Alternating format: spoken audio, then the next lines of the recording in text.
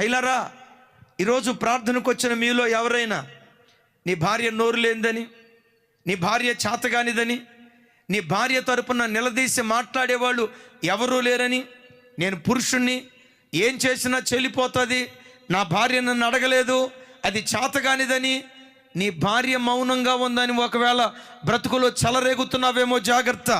నీ భర్త ఏమంటలేదని, మౌనం అయిపోయాడని, నీ భర్త నోరు లేనివాడని, నన్ను ఎవరూ ప్రశ్నించట్లేదని, నన్ను ఎవరూ చూడట్లేదని ఒకవేళ వెచ్చలివిడిగా బ్రతుకుతున్నావేమో. అయ్యా, మనుషులు ఎవ్వరూ చూడకపోయినా చూచే దేవుడు ఒకరున్నారు, మర్చిపోకు.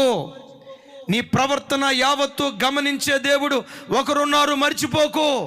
నువ్వు కూర్చోవటం ఈ దేవునికి తెలుసు, నువ్వు త్రోవన వెళ్ళటం ఈ దేవునికి తెలుసు. ఎక్కడ పండుకున్నావో, ఎక్కడ రంకెలేసావో, ఎక్కడ చీకటి కార్యక్రమాలు చేసావో, ఓ మనుషుడా, నీ చీకటి జీవితం నీ భార్యకు తెలియకపోవచ్చు. ఓ యవన తమ్ముడా, నీ చీకటి బ్రతుకు నీ తల్లికి తెలియకపోవచ్చు, నీ తండ్రికి తెలియకపోవచ్చు. నిన్ను పుట్టించిన దేవునికి సమస్తము బట్ట